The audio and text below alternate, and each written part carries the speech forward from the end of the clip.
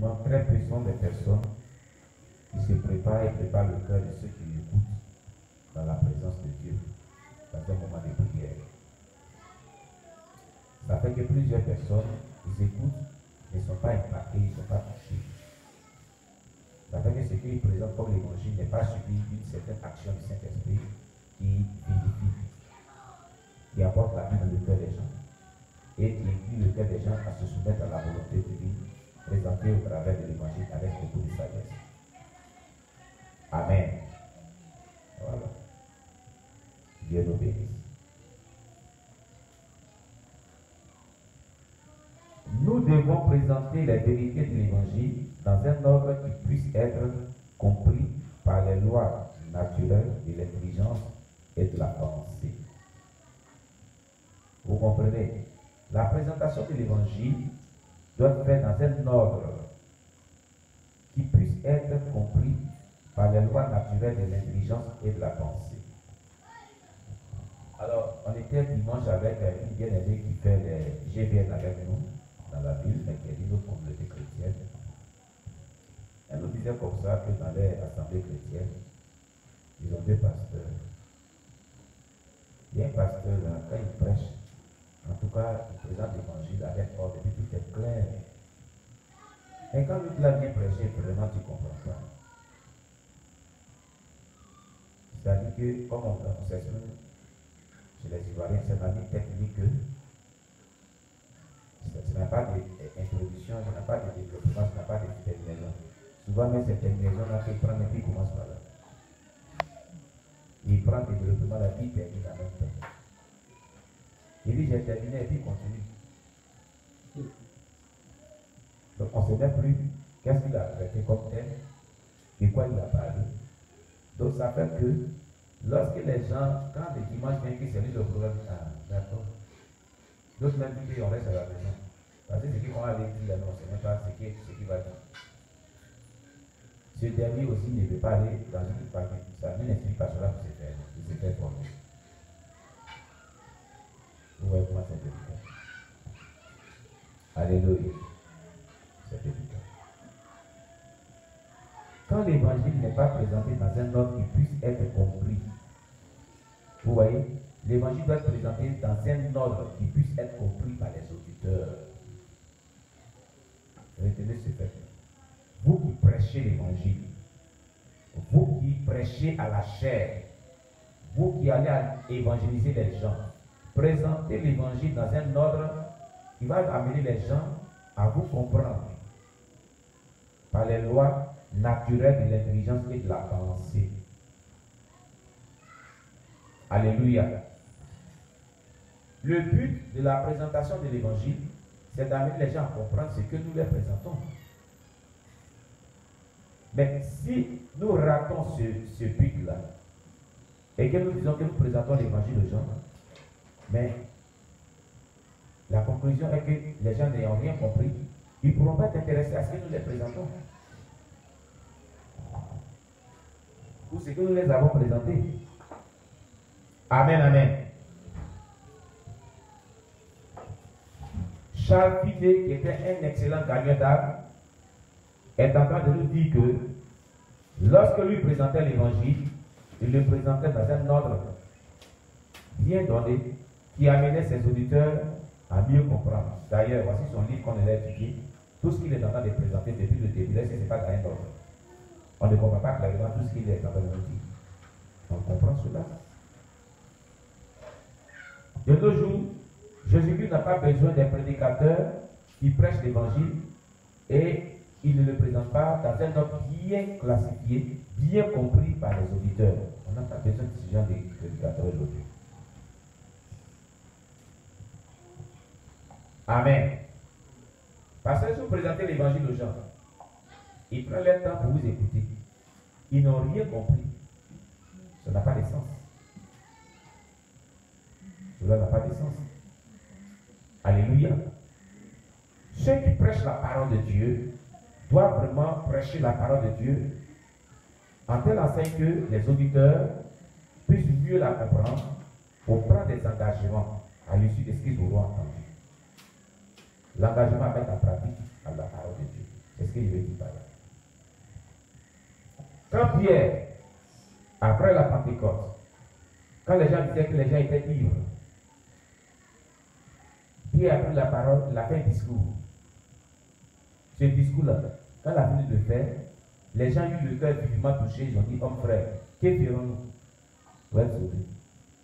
C'est parce que l'évangile leur a été présenté clairement, d'une manière intelligible, d'une manière compréhensible, que les auditeurs qui étaient venus là avaient pris l'engagement de savoir, de poser la question de savoir qu'est-ce qu'ils devaient faire pour être sauvés. Amen, amen.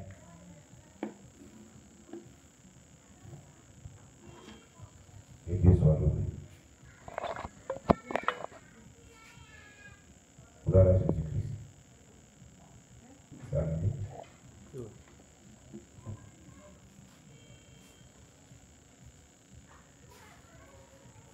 Si notre logique spirituelle est fausse,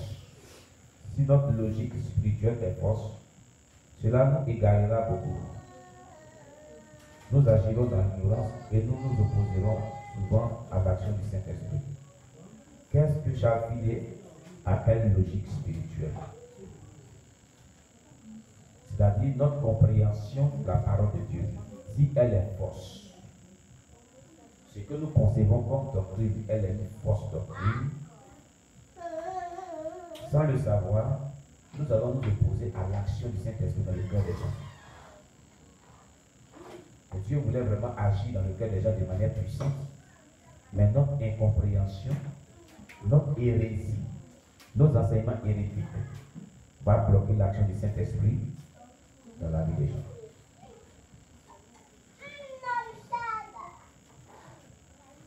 Amen, amen.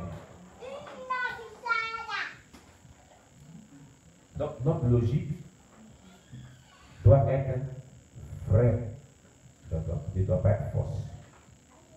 Nous devons mieux comprendre la parole de Dieu selon la sainte doctrine et la présenter clairement avec sagesse. À ce moment, le Saint-Esprit coopérera avec nous, collaborera avec nous et agira dans le cœur des gens. Et toi-même, tu seras prêcher l'évangile, tu n'as même pas compris sur le but, tu vas la faire. Comment est-ce que le Saint-Esprit va agir? Vous voyez ça? Maintenant, tu poses les questions, tu dis, il s'agit que, excusez, que tu graves ta tête. Comme si l'évangile a se retrouvé maintenant sur ta tête, dans tes cheveux. Amen. Que Dieu nous aide beaucoup. Que Dieu nous aide beaucoup. Alléluia. Que Dieu nous vienne en aide. Nous voulons servir Dieu, ce n'est pas mauvais. Mais il va falloir le servir comme Dieu veut. Et se préparer conséquemment pour réussir véritablement ce que nous voulons faire.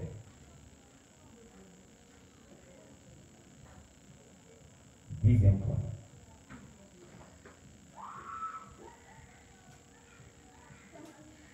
Il faut convaincre les pécheurs qui sont ennemis de Dieu. Il faut, c'est une obligation. C'est à l'impératif. Il faut convaincre les pécheurs qui sont ennemis de Dieu. Il faut les convaincre. Je vais vous poser la question. Pour les convaincre, c'est nous qui les convaincons. Qui va les convaincre?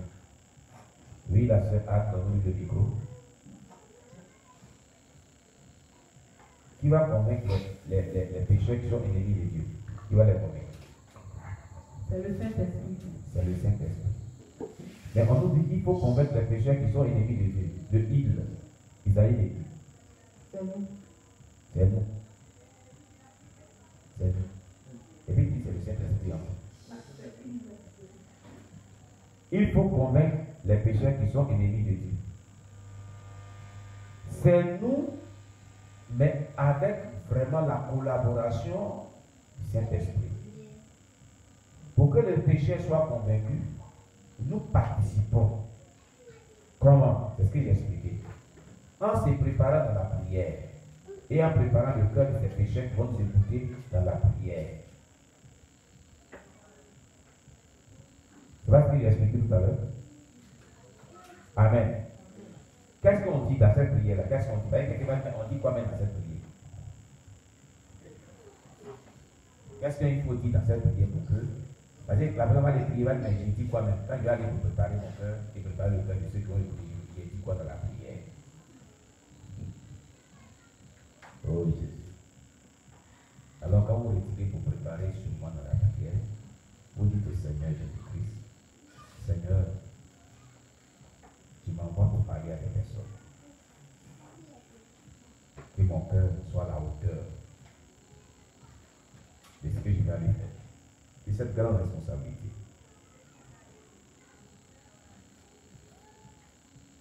Que mon cœur moi-même ne soit pas défaillant. Donne-moi un moral très haut. Donne-moi d'être fortifié. Ça ne sera pas facile parce qu'il y aura des attaques. Donne-moi de ne pas douter. Donne-moi d'être fort. C'est toi celui qui peut me fortifier. Il peut y avoir des questions. Donne-moi d'être à la hauteur de pouvoir répondre à des questions. Maintenant, je te confie le cœur de tous ceux-là qui vont m'écouter. Envoie ta puissance. Couvrir les paroles que tu mettras dans ma bouche pour leur présenter l'évangile avec sagesse. Que ces paroles que tu vas mettre dans ma bouche pour leur présenter l'évangile avec sagesse soient couvertes de l'onction divine ou accompagnées de l'onction divine pour s'emparer du cœur de chaque personne qui va m'écouter. Afin que lorsque les personnes écouteront, qu'ils ne résistent point à ce que tu diras au travers de ma bouche. Au nom de Jésus. Que tout ce qui est cœur incrédule, raisonnement, opposition, à ce que ces personnes écoutent ta parole, la reçoivent, l'acceptent et la mettent en pratique, soit brisée et détruite par la puissance de ton Esprit Saint au nom de Jésus. Je te prie d'avoir ta puissance sur le lieu, partout où j'ai passé, sur le cœur de tous ceux-là que je vais parler, d'avance, et touche leur cœur au nom de Jésus-Christ. Change leur cœur de pierre en cœur de chair, afin qu'ils puissent vraiment mettre en pratique, qu'ils puissent l'accepter comme sauveur et mettre en pratique ta parole au nom de Jésus. Amen. Voilà des prières qu'il faut adresser à Dieu.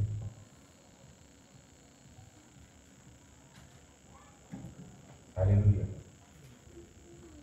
Voici des prières qu'il faut adresser à Dieu. C'est très utile. Que le nom de Dieu soit béni. Donc, il faut arriver à convaincre les pécheurs qui sont ennemis de Dieu. Ils ne connaissent pas Dieu. Ils ignorent donc souvent que leur cœur est opposé à Dieu. Ils ne savent même pas que leur cœur est opposé à Dieu. Pour eux, ce qu'ils vivent là, ce qu'ils disent est normal. Mais c'est à nous de les amener à comprendre ce fait-là dans la sagesse. C'est par la loi que vient la connaissance du péché. Romains 3, verset 20. Prenons nos Bibles, nous avons lu dans Romains chapitre 3, verset 20.